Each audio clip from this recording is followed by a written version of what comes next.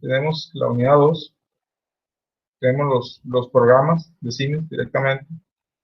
En caso de que alguno se le haya borrado o haya tenido que cambiar computadora o alguna cuestión, aquí están iguales las licencias y están en los programas. Son pesaditos, entonces les recomiendo tener una buena conexión a internet o conectarse directo con un cable de Ethernet al router.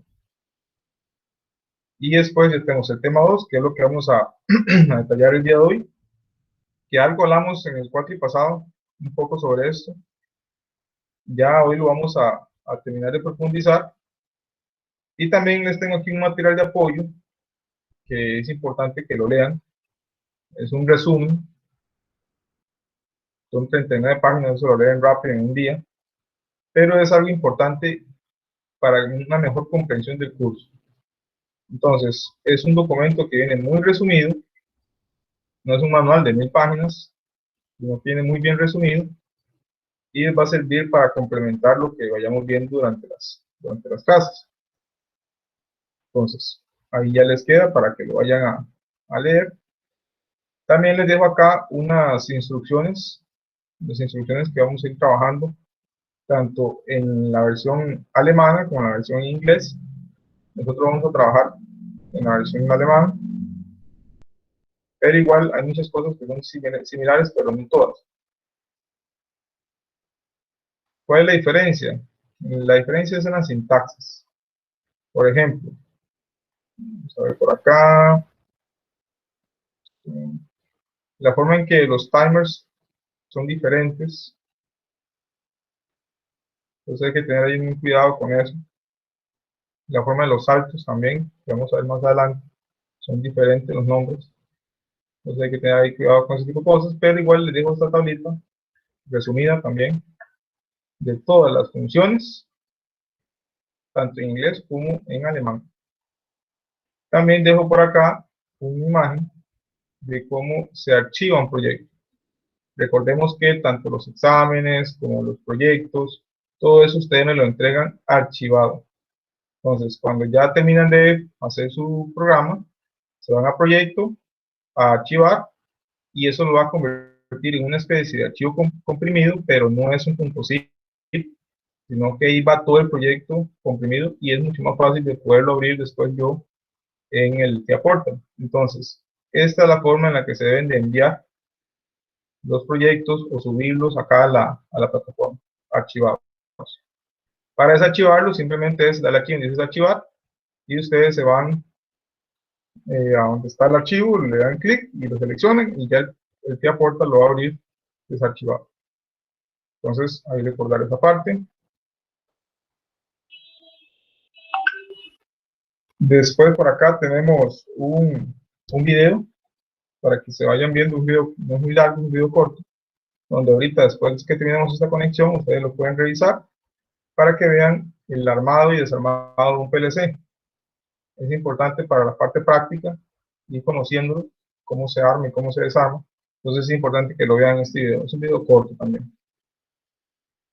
Aquí viene un ejemplo del TIA Portal, en caso que quieran probarlo, que está funcionando todo bien, entonces pueden descargarlo acá y lo pueden abrir. Si mal no recuerdo, viene archivado. Viene punto, no, creo que le he puesto como punto RAR. Prácticamente sería eso lo que viene por acá. Entonces vamos a irnos al tema 2. Y como les había mencionado, ya esto habíamos comentado un poco en los que estuvieron conmigo en Auto 1. Vimos una introducción con esta presentación y vimos un poco de los temas básicos de lo que era, en este caso, el TIA Portal y lo que era el principio de programación en Step 7 principalmente. Entonces, este era el índice, ya vamos a tener en cuenta nada más. Y vamos a repasar rápidamente lo que vimos en Auto 1 para refrescar un poco. Recordemos que en la CPU corren dos programas. Corre el sistema operativo, que es como el Windows, nada más que ya es un sistema operativo específico para cada PLC, que es, en este caso es fabricado por Siemens, o por Allen Bradley, o por Omron, o por Schneider, o por la marca que sea. Y ese sistema operativo se encarga de gestionar el arranque normal y completo del PLC, actualiza la imagen del proceso de entradas y salidas, llama al programa de usuario, que es el que ustedes crearon, detecta alarmas y llama a programas de atención de alarmas, que son los OB de error, que vamos a ver más adelante, reconocer y tratar errores, administrar las áreas de memoria y comunicar con unidades de programación y otros sistemas. El sistema operativo es el que me ayuda a hacer la interfaz con otros PLCs, comunicarme con otros equipos, así como mi PC. Es el sistema operativo de la CPU. El programa de usuario es el que ustedes crean. Hay que cargarlo a la CPU, al PLC, y contiene todas las funciones necesarias para la tarea de control específica, sea un horno, sea una transportadora, sea un control de motores, sea lo que sea. Ya es el que ustedes programaron. Y entre las tareas del programa de usuario están definir las condiciones de arranque, si es un arranque completo, normal, tratar los datos de proceso, en este caso con las funciones, hacer combinación lógica, en valores analógicos, reaccionar a esas alarmas que se presenten, así como el tratamiento de perturbaciones en el funcionamiento normal del programa. ¿Qué son esas perturbaciones? Es simplemente que si se activa tal sensor, ¿qué tengo que hacer? Si se activa tal alarma, ¿qué tengo que hacer? Esas son las perturbaciones dentro del funcionamiento normal del programa. Entonces, recordemos que existen estos dos sistemas, estos dos programas, en donde uno, yo no tengo acceso, simplemente es el que me ayuda a hacer la gestión de todo el hardware, y el otro es el programa que ustedes hacen, el programa de usuario. Como lo vimos y mencioné al inicio, esta es la norma que permite ayudarnos a identificar, independientemente de la marca, la forma en que se programan los PLCs. Entonces, aquí vemos que la norma es la IEC 1131, y la norma tiene diferentes partes, en donde habla desde las comunicaciones, la guía de usuarios, lenguajes de programación, los ensayos que se hacen a los equipos, las pruebas eléctricas, pruebas mecánicas, y así como también información general. Entonces, gracias a esta normalización es que no es tan complicado pasarnos de un PLC a otro.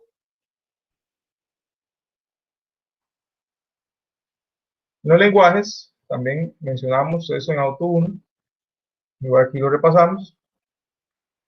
En este caso tenemos, igual por norma, tenemos el lenguaje de bloques, el de escalera, el de lista de instrucciones, el de texto estructurado y el de funciones tipo chart, que es como tipo gráfico. Entonces, esos son los que dice la norma. Y en el caso de Siemens, en Step 7, el FBD se llama FUP, que es un bloque, son bloques de función en los cuales yo voy colocando y voy armando esa estructura por bloques. Tenemos el de escalera, que es el que ya vimos en Auto 1 y también lo vimos en el logo. El FUP y el COP lo vimos también en el logo. Si se acordarán, ambos, en algunos ejemplos, vimos el FUP, y en el PLC sí solo vimos el COP, el escalera. Vimos un poquito nada más, así un ejemplo, vimos rápido del AWL, que ya este es el lenguaje que vamos a utilizar en Auto 2, AWL. Y después tenemos el SSL, que es parecido a programación en C. El Graph 7, que es un gráfico, es como algo parecido a diagramas de bloques, pero es secuencial, es hacia abajo. Es más que todo como para aprendizaje de PLC, es algo muy básico, no es algo muy utilizado a nivel ya industrial, pero sí existe la opción. Y también tenemos otros que no son muy utilizados, el CFC y el HighGraph, que es una versión mejorada de este. Pero igual, en resumen, ¿cuáles son los más utilizados? Estos primeros de acá. Y en algunas ocasiones este. Pero el que vamos a encontrar más, o casi que en el 90% de los casos, es escalera. Pero, ¿por qué vamos a ver AWL? Por una sencilla razón. AWL es más poderoso en el caso de Siemens. Es una forma más, por así decirlo, más profesional de programar el PLC en Siemens. No existe AWL, también en otros PLCs existen cosas similares, pero no exactamente igual a AWL. pero nos da la posibilidad de que al aprender en este lenguaje se nos va a hacer muy fácil emigrar a cualquier otro. Ya sea que tengamos que hacerlo después con programación o en escalera, nos va a ser muy sencillo. Entonces, por tal razón, vamos a trabajarlo en AWL. Ok, ya que tenemos claro lo que es el hardware, lo que tenemos el sistema operativo, lo que tenemos los lenguajes, vamos a hablar del software. En el caso de nuestro software es el TIA Portal, pero igual Siemens tiene su TIA Portal, Allen Bradley tiene su RS Logix, el Studio 5000, Omron tiene otro que no me acuerdo cómo se llama, Schneider tiene también otro. Cada fabricante tiene su software SCADA, perdón, su software de PLC. Y como mencionaba, no es tan complicado pasarse uno al otro. Yo he trabajado con Omron, yo he trabajado con Siemens, con Allen Bradley, con G-Fanuc, con Schneider también un poco. Y al final, con solo saber uno bien, se puede migrar con relativa facilidad al otro. Entonces, casi todos tienen esto que mencionan acá. El entorno de programación permite desarrollar proyectos de control y automatización con las siguientes funcionalidades. Crear la estructura de directorios. Eso es como crear carpetas, ¿verdad? De los archivos y ordenarlos. Configurar el hardware. Así configuramos el PLC, le decimos cuántas entradas, cuántas salidas, qué tipo de CPU. Desarrollar los programas offline, en ese caso sin conectar el PLC, simplemente yo con mi computadora hago el programa, puedo simularlo, puedo hacer pruebas y después ya lo puedo cargar o descargar al PLC. Y en ese caso ya sería una conexión online. Puedo depurar el programa en fase de ejecución sin necesidad de interrumpir la ejecución del programa. ¿Eso qué significa? Significa que yo puedo hacerle cambios al PLC sin detener el proceso, sin tener que parar la máquina, porque eso es muy caro para una empresa.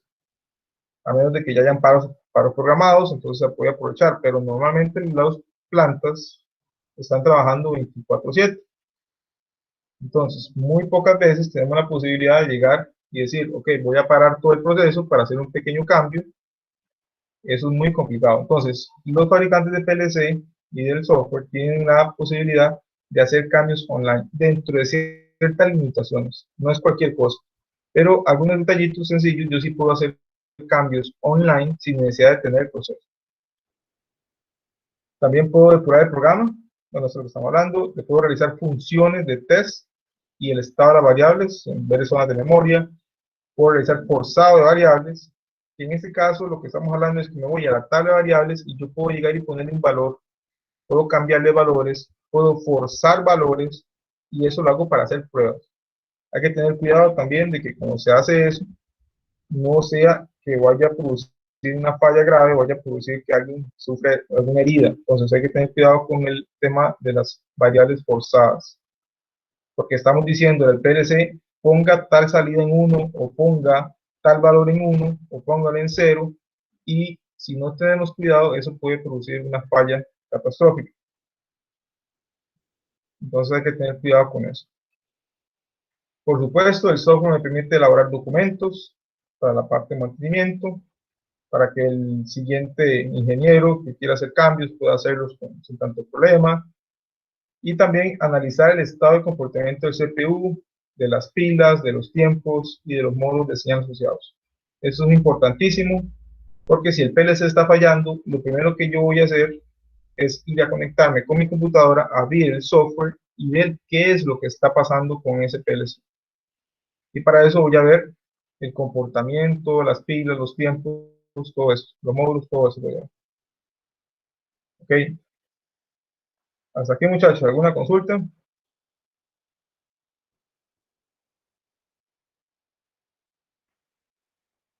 No, profesor. Perfecto. Okay, entonces, pasamos ya con el programa de usuario. Como antes mencionábamos, el programa de usuario es el que ustedes crearon. Se pueden dividir estos en bloques, lo podemos estandarizar por secciones, podemos simplificar la organización del programa, podemos hacer modificaciones. Todo esto lo podemos hacer y es algo importante que es dividir. Entonces, Yo no voy a programar todo en el OV1. ¿Se acuerdan del OV1? Yo no voy a programar todo mi proyecto en el OV1, sino que lo voy a estructurar. Y esa estructuración, utilizo las FBs, utilizo los FCs, utilizo los OVs, que ahorita vamos a repasar, que son esos que nos permiten hacer esa simplificación y esa división, que al final nos permite mayor facilidad para depurar errores, para hacer cambios, entre otros.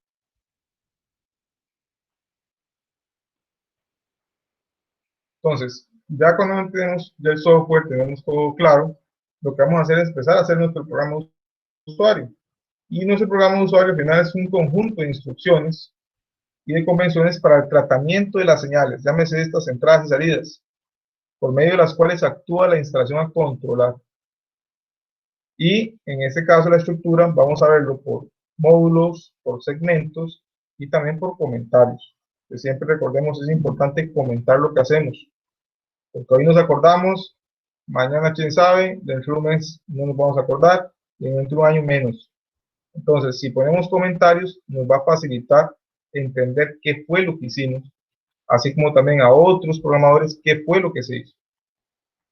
Y la forma en que vamos a trabajar, bueno, ya sabemos, son los lenguajes, FUP, que es bloques, COP, que es escalera, y AWL, que es lenguaje de lista de instrucciones. Entonces, esas son las formas. Al final, la instrucción es la unidad más pequeña, autónoma del programa y constituye una orden de trabajo para el procesador. Y esa instrucción está por la parte operacional y por el operando. Y el operando tiene la identificación y tiene el parámetro. Si lo vemos con este ejemplo acá, aquí tengo la operación, que es una AND, y es una entrada, y esta es el parámetro, que sería la dirección de la entrada. En este caso es la dirección 1, el bit 0. Y así queda identificado. Y con esto vamos a ir trabajando como la instrucción más pequeña, que vamos a ir paso a paso desarrollando, para al final tener un programa completo.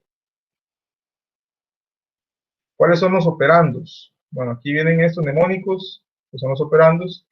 Estos vienen, aquí ya están en inglés, pero ahorita pasamos al alemán. En el caso de las entradas es I, en el caso de las salidas es U, en el caso de las marcas M, los datos son D, tiempos es T, contadores es C, periferia, que es periferia descentralizada, o sea que no está dentro del mismo rack, del mismo punto donde está todo el módulo y PLC, sino que está en otro punto lejano.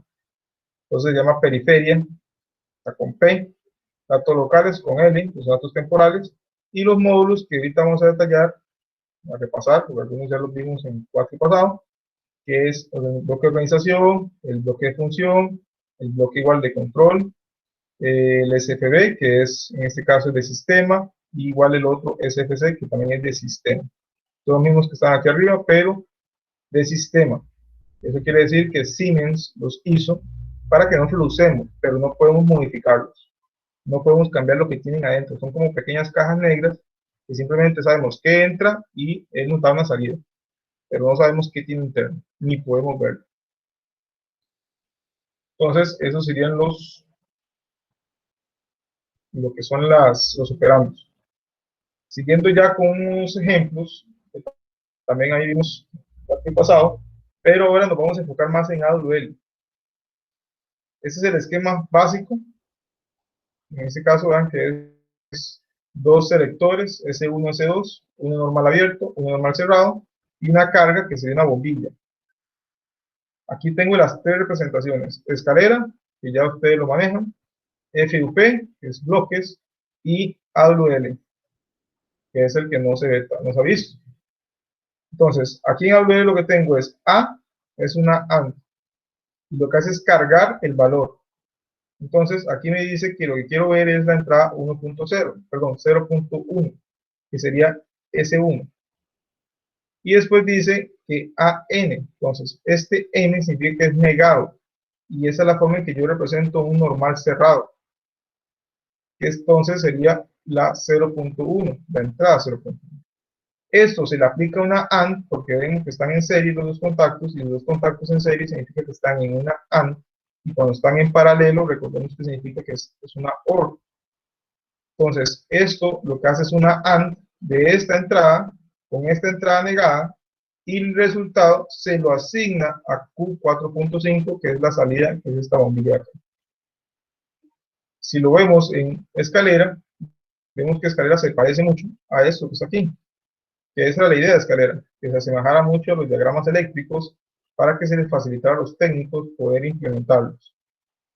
Y FUP es más también muy formada mi gráfica. Aquí vemos un bloque, aquí vemos en grande, significa que es una AND. Aquí vemos la entrada, y esta es la entrada del normal cerrado, que es negada. Y al final se le asigna a la salida Q4.5. Profe, ¿Sí? una pregunta, perdón por la ignorancia. Un ejemplo, cuando uno programa en AWL y a la hora de simularlo, habría que hacer como en otro lenguaje o algo así, ¿No? Se simula igual en AWS. en AWL, y ahí uno podría, un ejemplo, cambiar la entrada negada para que se haga positiva o algo así. Ahí, no sé, como algún cambio en el código o uno ahí lo asigna. Sí hay una forma de hacerlo, es con la tabla de variables, que uno lo puede forzar. Entonces uno puede tener una ventana con la tabla de variables y en la otra ventana puede tener el código. Cuando uno pone la simulación, no la simulación, cuando uno pone que sea visible lo que está pasando en el PLC, el monitoreo es la palabra, uno le va a aparecer una tablita aquí a la derecha, donde se muestran los valores de estas operaciones individuales. Eso ahorita lo vamos a ver cuando ya empecemos con ejemplos un poquito más avanzados, y con el TIA Portal ya directo, ya vamos a ver cómo se ve el monitoreo. Ok, gracias. Me gusta. Ok, jóvenes, no sé si hay una consulta más con esto. ¿Se acuerdan que vimos esto en Auto 1? Sí, pues, sí me acuerdo. Okay. Entonces, sigamos por acá. Recordemos que en Step 7 hay tres posibilidades para organizar el programa. Está la programación lineal, que es todo en el OV1. Tengo la programación dividida, que ya en la OV1 se hacen llamadas a subrutinas, que son estas de receta A, receta B, mezclador, descarga. Y después la programación estructurada, que ya tengo los FBs, tengo FCs, tengo FCs que se reutilizan. Ya es algo más avanzado. Y hablamos también de cuándo utilizar uno y cuándo utilizar el otro. La programación estructurada es como ya es un programa más grande, ya es un proceso más complicado, ya requiere mayor complejidad, entonces ya entramos a esto, ya tenemos que reutilizar bloques, entonces ya es esta la programación que debemos usar.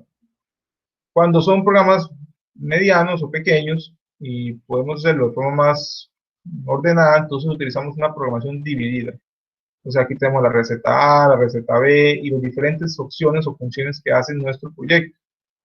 Y si ya es un proyecto muy, muy pequeño, donde son pocas líneas de código y no vale la pena irnos a esto, y todo lo programamos en el OV1.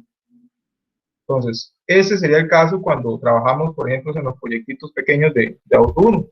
Todo lo hacíamos en el OV1. Pero si queríamos ordenar un poquito la cosa, podríamos irnos hasta la programación dividida. Pero si ya es un proyecto muy grande, ahí sí no queda otra que la estructurada. La lineal era esto, todo en la V1, desde la instrucción 1 hasta la última instrucción, y era para programitas muy, muy básicos. Ok, aquí para ir practicando con el AWL, vamos a ver este ejemplo. Este segmento que está acá, que está en el V1, es un motor marcha y paro. Entonces ya ustedes se acordarán del marcha y paro, que es la entrada. Después tengo el autoenclavamiento, que es de la salida acá, en una OR. Y después sigue una AND con una entrada normal cerrada, que era la del paro. Entonces recordemos que este era arranque, paro y el autoenclavamiento. Entonces, si lo vemos en este segmento, aquí esto es una OR, y esto es una AND, y esto es una entrada normal cerrada. Y al final hay una asignación a Q4.0, que es la salida, que es la que activa el motor. Entonces, si vemos esto en AWL, sería algo como esto que está acá. Y al principio ustedes lo pueden ver y les va a parecer que es un poco extraño, un poco como que no tiene sentido. Pero ahorita le vamos a ir agarrando la forma. Si vemos esto que está aquí entre paréntesis, Quiere decir que lo que está acá se va a ejecutar primero y después paso a ejecutar lo que está afuera. Entonces, siempre inicio con una AND, en este caso con una entrada, con una A, y abro paréntesis y aplico esto que está acá, esta OR. Vean que es la entrada 0.0 con la salida 4.0, acá, y es una OR. Entonces, ese resultado lo va a agarrar y va a ser una AND con la entrada negada 1.0.1, que sería este que está aquí. Por eso aquí dice AN. Y al final, ese resultado se le va a asignar a 4.0, a Q4.0. Entonces, de esta manera, esto que aquí está en unas cuantas líneas de código, es esto que abarca muchas más líneas, porque obviamente es como un diagrama, y por eso también es uno de los beneficios que tengo en AWL. No se me hace tan grande mi código, mi programa. Este otro ejemplo es mucho más sencillo. Vemos que aquí tengo una AND, pero tengo tres entradas. Tengo una que está normal abierta y tengo dos normal cerradas. Entonces, es muy sencillo. A, 0.2, A negada y A negada para I 0.3 y la I 0.4. Y al final el resultado de todo esto se le asigna a 4.1, que sería este. Entonces, ¿está claro esa parte, muchachos?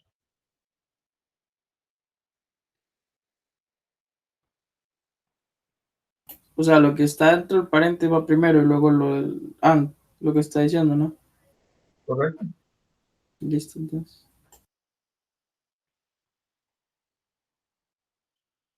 Ok. Programación lineal es un ejemplo de esto. Puede ser un proyectito pequeñito, que es para este caso para rellenar botellas. Entonces aquí tengo unos cuantos sensores, una banda, aquí tengo un sensor y aquí tengo un sistema tal vez de llenado por tiempo. Entonces son proyectos muy pequeñitos que no requieren mucha cuestión. La programación dividida llevamos a las llamadas, a sus subrutinas, y cada subrutina hace su tarea, pero ya entra en esos proyectos donde son un poquito más complicados. ¿Cómo funciona el tema de la llamada? ¿Cómo funciona esto que se ve aquí? Aquí dice que ingrediente A y llama a este bloque se ejecuta y después regresa otra vez acá, después hace este B, y así pasa haciendo esto con llamadas. ¿Cómo se ve eso si lo viéramos ya con nuestro procesamiento del programa, con nuestro programa de ejecución? Lo veríamos algo como se ve acá. Tengo mi programa principal, que es en el OV, recordemos que en el OV1 es el principal, y va ejecutándose línea por línea, y llega una instrucción de call, de llamada, y me llama al FC cualquiera, FC1, FC2, el que yo haya escogido. Entonces, él ya va a guardar la ubicación de la dirección en la que iba. Imagínense que aquí era como un índice. Cada instrucción tiene un ID, un índice.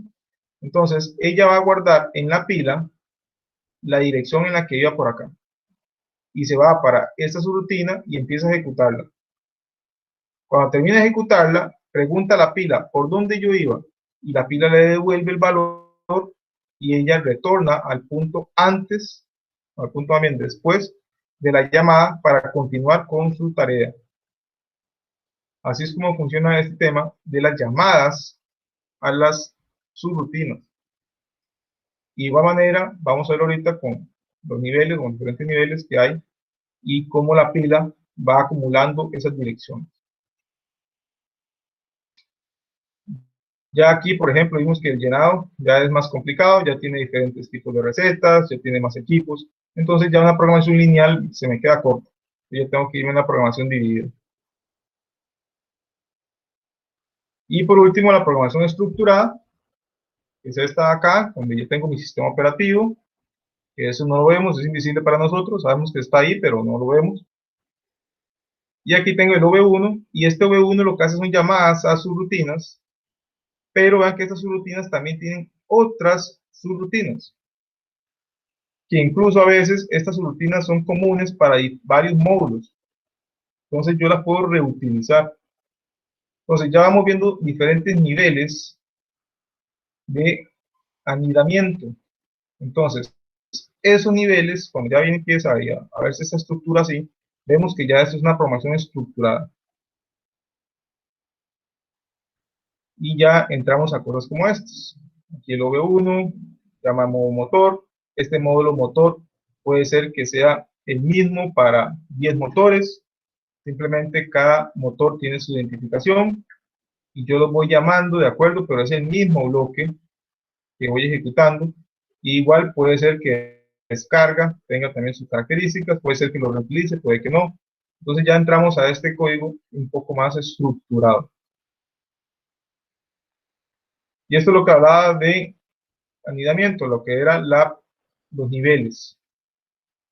Cuando tengo una programación estructurada, yo puedo tener varias subrutinas aguas abajo. Entonces, por ejemplo, aquí vemos que estamos en el OV1, que igual siempre está enciclado, pero llega y hace un call al módulo 7.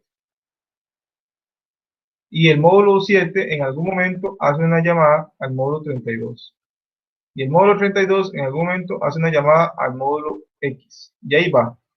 Yo puedo hacer eso hasta el nivel 8. Más de eso no lo puedo hacer. Y eso es por una sencilla razón. La pila, que es donde yo voy guardando las direcciones en donde yo iba antes de la llamada, tienen un límite. En este caso es 8 niveles. Si yo hago otro call aquí, él va a perder por donde iba aquí en el OV1. Y eso va a ocasionar una falla grave en el programa. Porque cuando él se vaya devolviendo, ya no sabe a dónde quedó.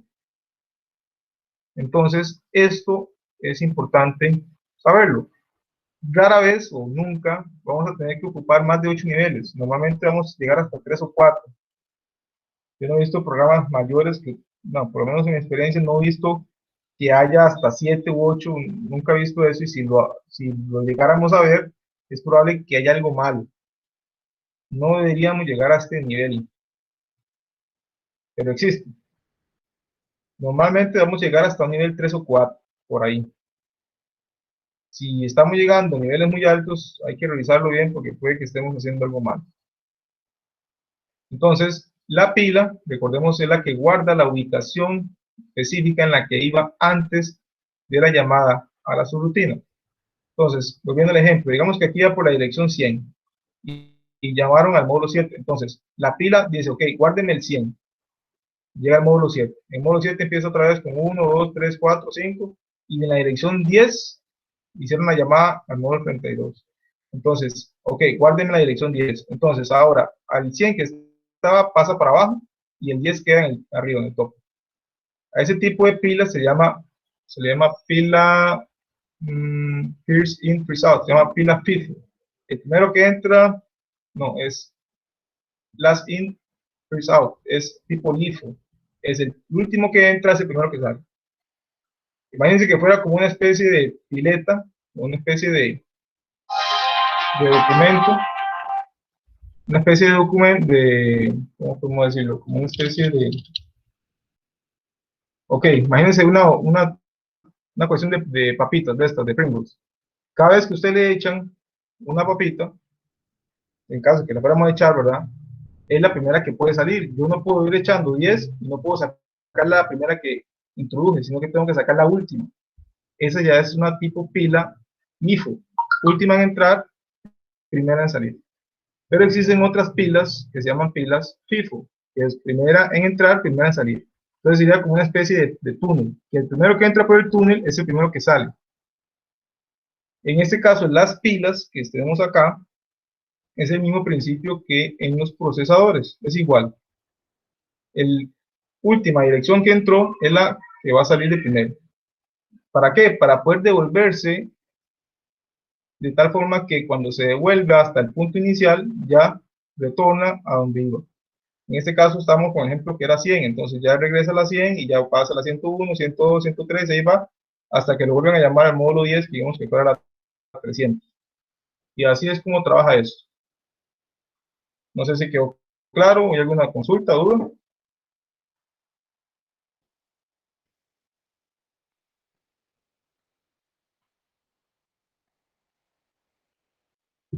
Claro, pues. Ok, perfecto. Ok, bueno, esto es prácticamente lo que estamos hablando. Vamos aquí por acá. Bueno, esto es lo que les mencionaba a ustedes, que hay algunas veces que yo tengo unos bloques que son comunes para diferentes, yo los estoy reutilizando. Entonces, esto me permite también ahorrar tiempo, porque no tengo que estar copiando el código que está aquí cada vez que lo use en estos bloques, sino que simplemente lo llamo y lo reutilizo y solo lo hago una vez.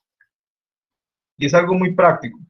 Imagínense ustedes que tienen que controlar 10 motores y cada motor entonces tenían que hacerle un FC. Si después de que hicieron los 50 FCs encontraron que había un problema en esa programación, van a tener que hacer 50 cambios. En cambio, si solo hacen uno y ese lo están llamando para cada motor y si encontraron con un problema, solamente tienen que hacer una vez el cambio. Por eso es importante esto de la programación estructurada y la reutilización de bloques.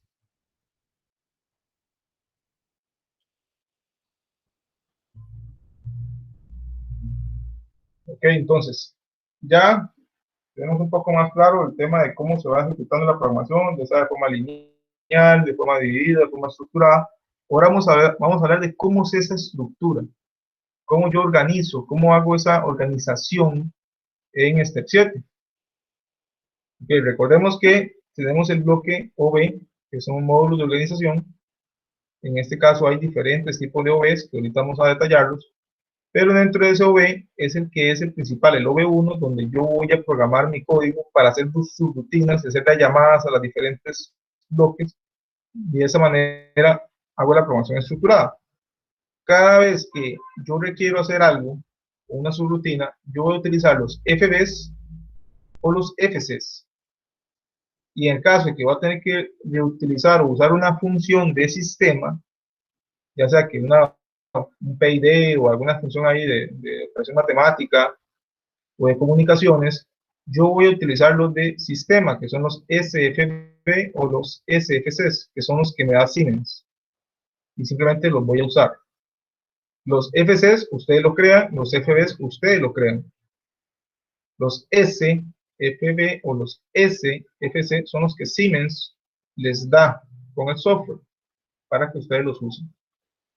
Entonces, cada PLC, como lo vemos acá, cada CPU, cada modelo, tiene sus diferencias. Entonces, puede ser que un PLC tenga menos o tenga más bloques de organización. Puede ser que tenga menos, tenga más bloques de función. Entonces, aquí en este caso vamos a hacer lo mismo, pero vean que en el caso de SFC, este PLC tiene menos que este. Y SFB si ambos tienen igual. Entonces, esto de acá es algo que yo tengo que considerar cuando voy a utilizar un CPU específico. Normalmente no se requieren todos. O sea, yo muy rara vez voy a tener que utilizar 128 FBs. Yo mucho utilizo 50. Un programa pequeño, grande. No, perdón, un programa mediano, grande. Un programa pequeño puede que utilice 2, puede que utilice 1, puede que utilice ninguno. Que todo lo hagan en el OB.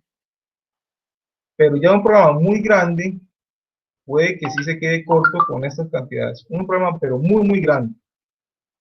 Entonces, es cosa que hay que considerar. Entonces, en eso ya el CPU 315 se me queda pequeño. Tengo que pasarme una gama mayor, que son los S7400. Que ya son CPUs de mayor costo y por lo tanto mayor capacidad.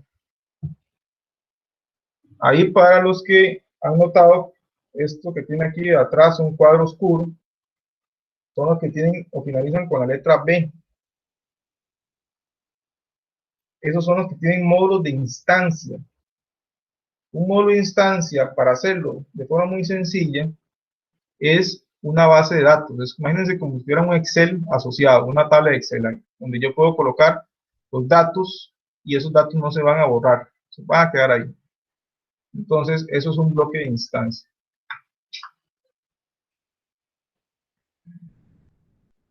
Ok, entonces, para describir cada uno un poco más, tenemos los OBs, que son la interfaz de usuario con el sistema operativo y el programa. Tienen prioridades establecidas de la 1 a la 29 Y tienen información especial de inicio en la pila de datos locales, definen la estructura del programa de usuario, entre otros. Normalmente el que nosotros vamos a usar es el 1, y después otros que se llaman OVs de error. Pero hay OVs de tiempo, hay OVs de temporización, OVs horarios y de alarmas, son los principales. Esos son los famosos bloques de organización. Están los módulos de función, son los FBs, que son módulos con memoria. Esto quiere decir que yo puedo guardar datos en ellos. Y estos se programan por el usuario. Son parametrizables, tienen retentiva y también tienen las otras dos opciones. Los FCs son para funciones frecuentes y no tienen memoria. Ellos no pueden guardar información. Entonces, muchas veces los FCs los vamos a utilizar para operaciones matemáticas o para lógica combinacional, pero estos no almacenan datos. El FB sí. Y después tenemos los DBs, que los DBs son como instancias, o en este caso, bloques de datos, que yo puedo almacenar datos locales, como DB de instancias, o puedo almacenar datos globales, que los datos globales tienen acceso todo el PLC. Y me permite almacenar valores, datos en sí. Esos son los módulos, bueno, y los de sistema, que en este caso son los SFC, que son integrados al sistema operativo, y en este caso son sin memoria porque terminan en la FC, y los SFB son iguales, son del sistema operativo, propiamente de Siemens, pero estos sí vienen con memoria porque ya tienen el FB. Y también tengo el SDB, que son módulos de datos para configuración y parámetros, igual, son de sistema. Entonces, estos son los bloques de organización, los módulos de usuarios que podemos trabajar con Siemens. Estos sí son propios de Siemens, no pueden encontrarse esto en Omron o en Allen Bradley, ellos tienen otra estructura, pero esto ya es la forma en que lo hace Siemens. Allen Bradley, por ejemplo, lo hace igual como por rutinas, y no lo hace tanto como por FB o como FC, sino que lo hace por rutinas. Y de esa manera yo lo puedo cargar. No existen los OVs, sino que sí existen las tareas. Entonces ahí cambian, pero al final es muy similar. ¿Hay dudas hasta acá, muchachos?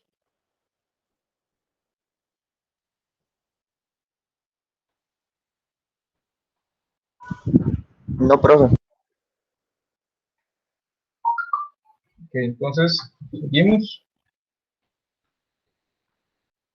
En el OV, como tal, los bloques de organización constituyen, como antes mencionamos, la interfaz entre el sistema operativo y el programa de usuario. Y esos tienen prioridad. En las CPU C300, la prioridad de los OVs es fija, yo no la puedo cambiar, pero en otros sí yo puedo cambiarlos. Con prioridad 0 se desactiva el OV de alarmas. Para contener esa información, son llamadas por el sistema operativo. Cada OV contiene una información de arranque de 20 bytes. Es importante tener cuidado de no borrarla, porque si la borran, ya les va a dar falla. Entonces son datos ahí que se quedan ahí y muchas veces no pensamos que es basura y la borramos y ya se nos da falla y hay que volver a empezar con ese OV. Vamos a ver qué más. Bueno, controlan el procesamiento cíclico, porque ellos son cíclicos. El OV1 es el que nosotros, como hemos mencionado, es el que va a estar cíclico una y otra vez, Y el procesamiento controlado por alarmas del programa, es el que me permite con ciertos OVs, como los OV100, OV101, en caso de que se dé alguna alarma, yo puedo actuar sobre ella y se ejecuta ese OV específico. También tengo el OV de arranque. Es un OV, es un bloque de organización que se ejecuta únicamente cuando el CPU arranca, o sea, cuando pasa de apagado a encendido. ¿Y por qué es importante ese OV? Porque yo puedo programarle en él ciertas cosas, como por ejemplo que las válvulas se pongan en la posición de inicio, que el motor se apague. Puedo poner cosas así que garantice que la máquina va a trabajar en un estado inicial. Entonces, preparo todo para que esté en el punto inicial. Ese sería el OV de arranque. Y por supuesto, el tema de tratamiento de errores, cuando sucede un error en el CPU, ya sea que una entrada analógica está abierta o ya sea que falló un bloque, un módulo, si ya algo así pasó, el PLC va a buscar ese OV de error para ejecutar lo que ustedes le hayan programado ahí. Si ese OV de error no está cargado al CPU, el PLC se va a stop y se para, se detiene todo. Entonces, aunque yo no le programe nada, hay que cargar esos OV de error. Eso, si no le queda muy claro, no se preocupen, muchachos, más adelante lo vamos a ver con ejemplos y vamos a trabajarlo en el laboratorio, pero sí es bueno que lo vayan entendiendo de esa manera, que esos OVs hay que cargarlos para evitar que el PLC se vaya a stop. Y aquí viene una descripción, una tabla de los diferentes OVs. Entonces, recordemos el más mencionado, el OV1, es de ciclo libre, siempre está enciclado una y otra vez. Lo que yo le coloque ahí se va a ejecutar de forma cíclica y ese tiene la prioridad 1. Después tengo alarmas horarias, alarmas de retardo, alarmas cíclicas, alarmas de proceso, que son las que ustedes definen por medio de variables, que si una entrada analógica sobrepasó tal valor, entonces que ejecute el OV40, por ejemplo. Alarma de multiproceso, error de redundancia, errores asíncronos, ciclo no prioritario, arranques. Ese es el OV100 que les mencionaba, que va a ser durante el arranque que se ejecuta únicamente. Y errores síncronos, que en este caso son OVs cuando hay algún problema de sincronización. Y aquí vienen las prioridades, donde vemos que va de menor a mayor. Si yo, por ejemplo, quisiera hacer que el CPU todos los días, al mediodía exacto, se active una sirena para indicarle a la gente que es hora de almuerzo, yo podría utilizar una alarma horaria, un OV10, por ejemplo, y programar eso. Y él, todos los días, al mediodía, va a hacer eso, porque es una alarma horaria. Si yo quisiera que cada 30 minutos exactos él ejecutara una secuencia, por ejemplo, que lea un valor y que lo guarde, entonces yo podría con el OV30 programar eso. Esos son los ejemplos de estos casos donde utilizo OVs de retardo, OV horarios o OVs de alarmas cíclicas. Entonces, esos serían los OVs. Bueno, este es el OV1. Y aquí lo podemos ver un poco más generalizado, donde ya tengo mi sistema operativo aquí a la izquierda, tengo mi programa de usuario aquí a la derecha, y en donde se va dando, en algunos casos, por ejemplo, aquí está el inicio de ciclo, entonces empieza con el OV1, aquí se dio una alarma, entonces da una interrupción, y va y ejecuta el programa de alarma, el OV de alarma, y igual, en este punto surgió un error, entonces genera otra interrupción, y va al tratamiento de errores, que son los OV de errores, y después regresa. Y otra vez vuelve al OV1 y inicia la secuencia de nuevamente. Estas alarmas y errores no significa que se dan siempre, se pueden dar en algún momento. No es que en cada ciclo se van a ejecutar. Puede que el error se dé en un ciclo específico, a un momento específico, y después no se vuelva a dar. Entonces, esto no es que se ejecute siempre, sino que son aleatorios.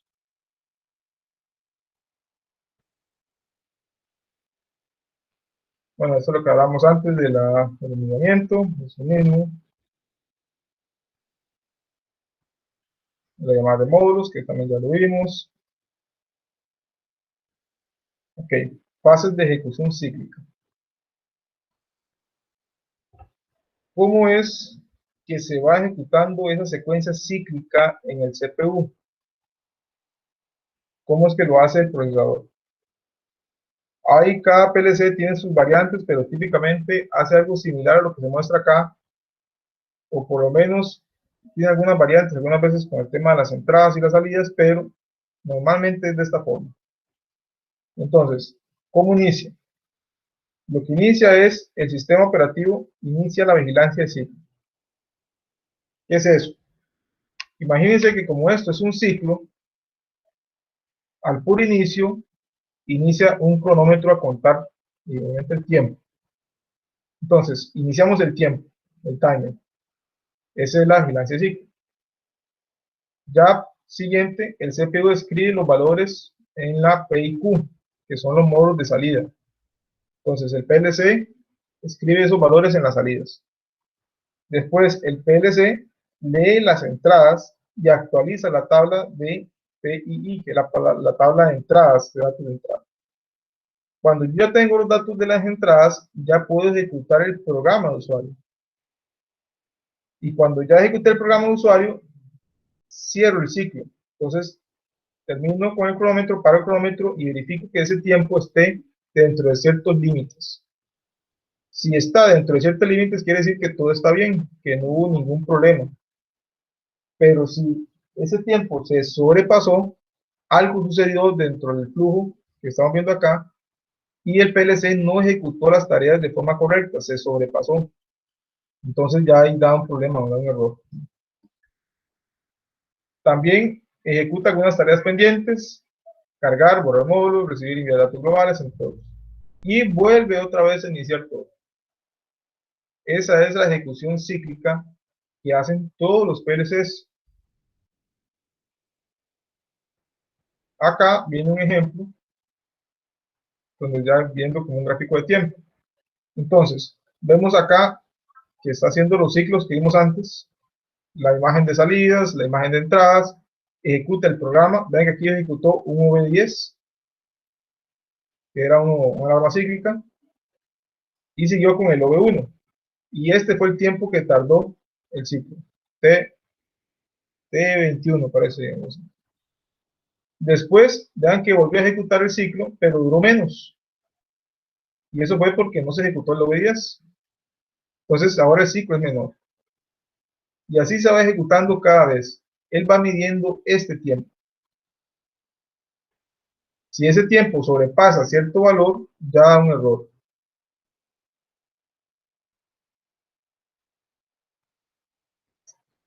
Aquí viene otro ejemplo, donde aquí ya tenemos no solamente que ejecuta el V10, sino que ahora ejecutó un V90, ejecutó otra vez el V10, ejecutó otro V90, otro V40, otro V90, y aquí ya se sobrepasó. Bueno, todavía aquí hay una reserva, ¿no? Bien. Entonces, vemos que aquí ya volvió a iniciar, pero estuvo muy cerca de sobrepasar el límite. Si él hubiera sobrepasado este límite, no termina de ejecutar el programa V1 y ya genera un problema, genera una falla. Entonces, eso hay que tener cuidado. Normalmente no nos va a pasar, pero si ya tenemos un proyecto muy grande, hay que tener cuidado con ese tiempo. Eso ustedes lo definen. Ustedes le dicen ahí cuánto es el tiempo de ciclo, cuánto es el máximo. Pero hay que tener cuidado de no hacerlo muy grande, porque al final puede que suceda algún error y el sistema se quede en un estado de extraño, transitorio, en donde puede producir un accidente. Entonces, estos tiempos hay que tener cuidado, y la forma de seleccionarlos adecuadamente es vigilando cuánto es lo que dura normalmente ese tiempo de ciclo. Eso uno lo ve en el TIA Portal. Cuando se mete a propiedades del CPU, uno puede ver cuánto es este tiempo, cuánto es el promedio, cuánto fue el máximo, cuánto fue el mínimo, y ahí le puede ajustar este valor de tiempo máximo. Lo puede ajustar. Ni que sea muy grande, ni que sea muy pequeño. Okay, no sé si esta parte quedó claro, jóvenes.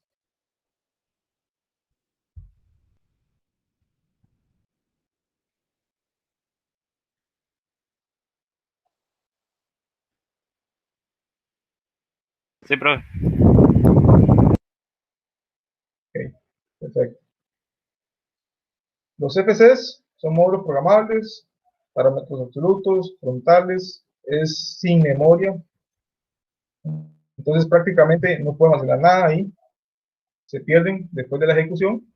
Si yo quiero memorizar algunos datos, en ese caso tengo que usar datos globales, y para eso recuerden que existen las DB globales. A los datos locales de la FC no se le pueden asignar valores iniciales porque no tienen dónde almacenarlos. Como no tiene memoria, siempre hay que indicarle los parámetros actuales. Entonces, ¿en dónde utilizo yo los FCs? Como mencionaba antes, los utilizo para funciones matemáticas. Por ejemplo, un FC o un FC de sistema es la función senoidal. Si yo ocupo aplicar una función senoidal o ocupo aplicar una raíz cuadrada, yo no ocupo almacenar los valores, solo ocupo que él le doy el valor que yo quiero que me haga la raíz cuadrada y él me devuelve el resultado y no tiene que almacenar absolutamente nada. O también si fuera una función binaria, una lógica, una secuencia de ANSI y OR y demás, yo no ocupo que él almacene nada, simplemente le doy los valores y él me da el resultado. Ahí es donde yo utilizo las FCs. Las FBs es cuando yo ocupo almacenar esos datos. Entonces, son módulos con memoria, yo puedo transferirle datos y variables estáticas, porque estas se memorizan en la debida instancia. Los datos temporales también se memorizan, no se pierden esos datos, quedan ahí. Y es importante saber que estos bloques yo los uso principalmente en funciones complejas, que son de uso frecuente. ¿Por qué de uso frecuente? Porque voy a tener que reutilizarlas varias veces dentro de mi programa. Entonces, un ejemplo de ese es el que vimos antes del motor. Yo puedo tener 10 motores y ocupo el control de esos 10 motores, digamos que cada uno tiene su variador.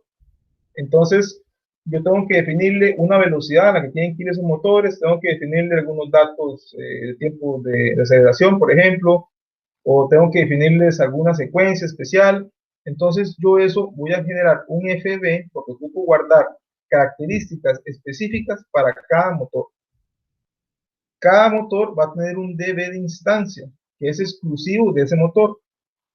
Entonces, yo creo un FB, solo creo uno, que tiene las características generales, y después para cada motor le asigno un FB, le asigno un DB de instancia, que es donde se guardan las características de esos motores, o de los parámetros que yo quiero, como la velocidad.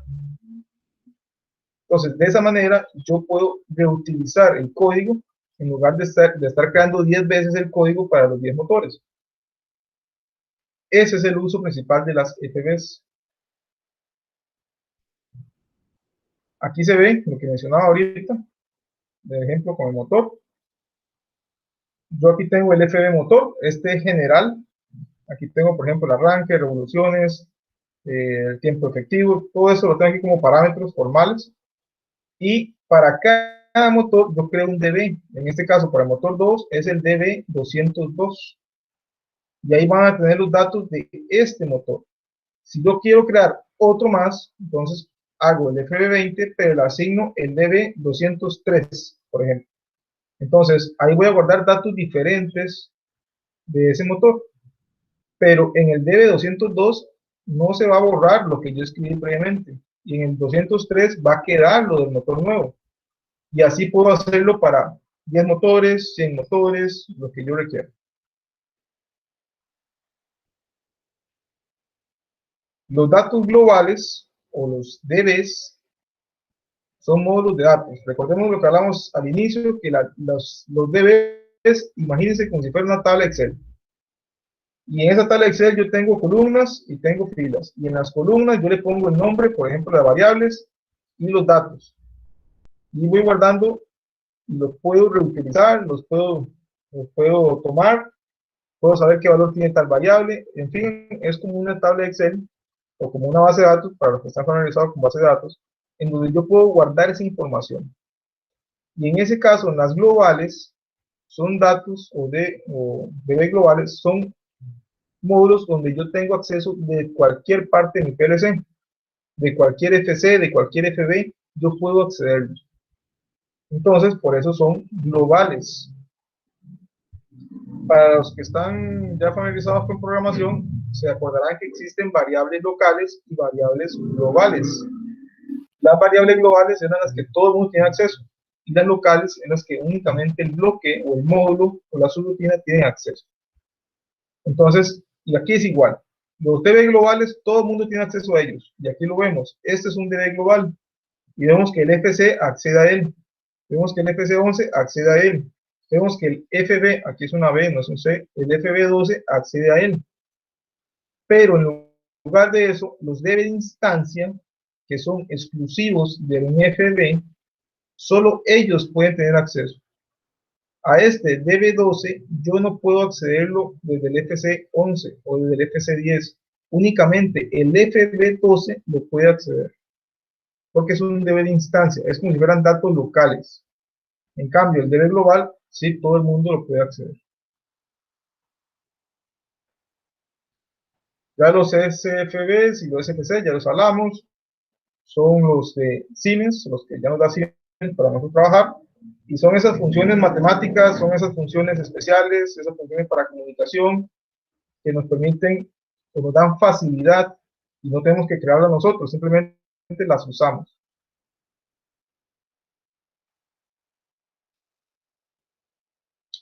Okay, los bytes de datos,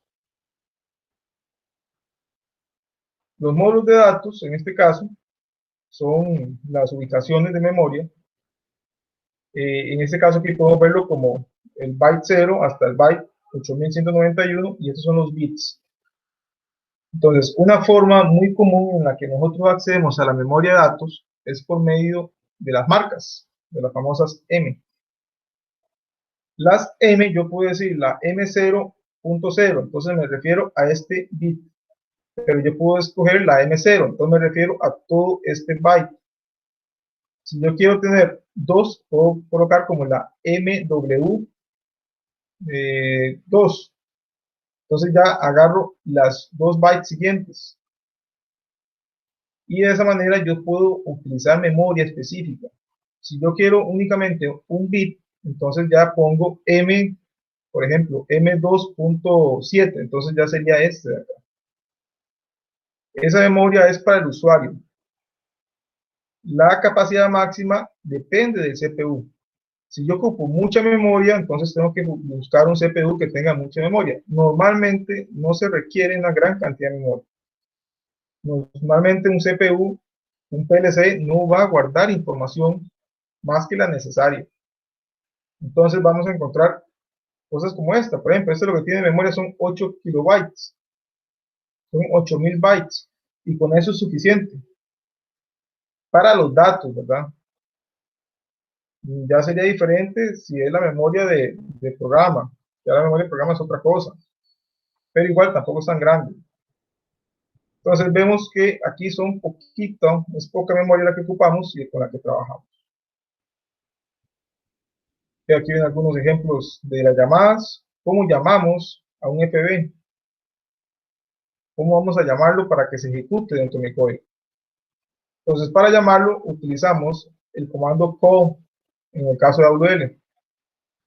Entonces, ponemos call, ponemos el nombre o el código del módulo, en este caso FB7, y colocamos la instancia. Y después colocamos los parámetros. En el caso de FUP, es un poco más gráfico. Aquí colocamos el nombre, aquí está la instancia asociada, y aquí están las entradas y las salidas. Pero al final es prácticamente igual. Vamos a ver, estructura del módulo, esto es importante. Este ya es un ejemplo de programación estructurada. ¿Por qué es un ejemplo? Porque recuerden que empezamos con algo básico como llenado de botellas, pero después ya nos pidieron que tuviéramos diferentes opciones para el llenado, diferentes productos. Y después ahora nos están pidiendo que tenga un escalador. Y después nos están pidiendo que tenga también la opción de seleccionar el tanque, que pueda escoger tipos de ingredientes, que tenga sensores. Entonces ya aquí se complicó el proyecto. Entonces ya no puedo hacerlo lineal, no puedo hacerlo dividido, tengo que hacerlo ya estructurado.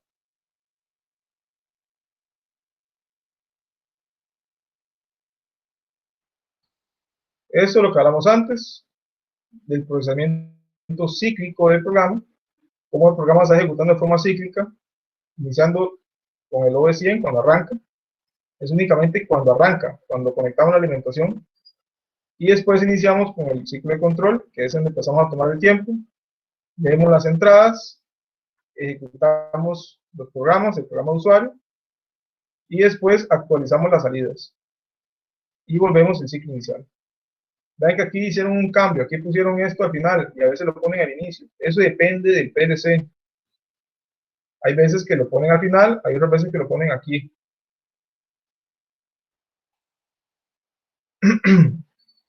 Ya para ir terminando, muchachos, el tema de las imágenes de proceso. ¿Cómo funciona en un PLC eso? Aquí lo mencionábamos, los PIQ y los PII, pero todavía no me ha quedado claro, no había explicado el concepto de ellos. Estos PII y PIQ es una matriz donde están colocadas todas sus entradas. Por ejemplo, ustedes tienen un módulo de entradas digitales. Para hacerlo sencillo, es un módulo de 8 bits. Y ustedes lo colocan en el rack 0, en la posición 0. Entonces, el bit 0 o la entrada 0 se va a guardar aquí el resultado o el valor de eso. Si el módulo físico ubicado en la dirección 0.0, ustedes le ingresan una tensión, digamos que 24 voltios, entonces el PLC va a agarrar y va a leer esa entrada y aquí va a colocar un 1, que ese es el valor de esa entrada. Y después, cuando el PLC ejecute el programa, va a ir a fijarse acá qué valor tiene y lo va a colocar aquí. Entonces, aquí lo que muestran es este ejemplo, la entrada I 2.0. Entonces, vemos que esta es el byte 0, byte 1, byte 2. Y esta sería la posición 0. Entonces, vemos que tiene un 1. Entonces, ella agarra y dice, ok, este vale 1. Y ejecuta el resultado, ejecuta las operaciones que están acá. Y después, de acuerdo al valor, aquí le pone un valor, digamos que sea 1. Entonces, cuando él vaya a actualizar la matriz de salidas, ella va a agarrar y decir, ok, dice que el 4.4 tiene un 1, entonces lo va a asignar acá.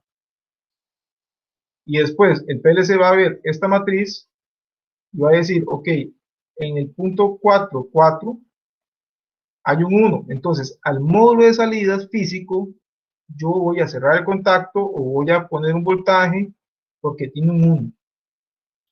Y de esa manera es como se trabaja o se asocia el hardware con el software, por medio de estas matrices de salidas y de entradas. No sé si se quedó claro. Entonces, básicamente, digamos, se cuenta de derecha a izquierda para determinar la posición del código del dispositivo. En el físico, decís vos, a la hora de No, colocar el ahí en la disco. matriz, ahí en la matriz, digamos, dice byte 0, byte 1, byte 2, y le dice que está en el 4.4. Entonces Sí, habría que irse correcto. hasta la cuarta fila, ¿verdad? Y en columnas se lee de derecha a izquierda, sería. Sí, correcto. Ok, gracias. Pues, sería 0, 1, 2, 3, 4. Igual, entonces, cuando ustedes se acordarán que hicimos, no recuerdo si en Auto 1 lo mencionamos, yo creo que solo usamos el CPU. Cuando nosotros colocamos los módulos de entradas y salidas, ustedes le ponían una dirección. Ustedes le decían la dirección 0, la dirección 1, la dirección 2, la dirección 3. Es esto que está acá. Cuando ustedes le dicen a una entrada digitales, usted tiene la dirección 4, quiere decir que él inicia en la 4 aquí. Entonces, cuando esa entrada reciba un voltaje, en este caso recibe como un 1, entonces ella aquí en esta matriz va a guardar ese 1. Esta matriz de imágenes, él la está, en cada ciclo, la está actualizando. Revisa en el hardware todas sus entradas y actualiza esta matriz. Ejecuta la operación y después actualiza las salidas, la matriz de salidas, y después el PLC actualiza de esa matriz al hardware.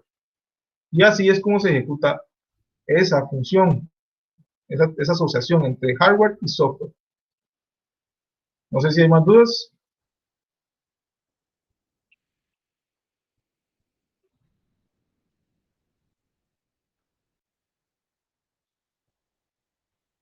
¿Ok? Entonces, prácticamente ya estaríamos ahí cerrando. Aquí nada más vienen los OVs, vienen algunos ejemplos para la horaria, como mencionamos antes, lo del turno, ramas de retardo, para un ventilador, ramas cíclicas, ramas de procesos, pero a fin no son muy utilizadas. A veces un poco más la rama horaria, pero las otras no tanto. Esto es importante. Esta rama de ciclo, que es lo que ya vimos antes. Tiempo de respuesta, también ya lo mencionamos. Y después aquí nada más viene un ejemplo de cómo era antes de Tía Portal. Entonces, me gusta dejarla, no la quito porque al fin y al cabo pueden encontrarse esto en algún momento en una versión vieja de Siemens, pueden encontrarse algo, entonces para que no se asusten. Y así es como se veía antes de Tía Portal, el proyecto en Step 7.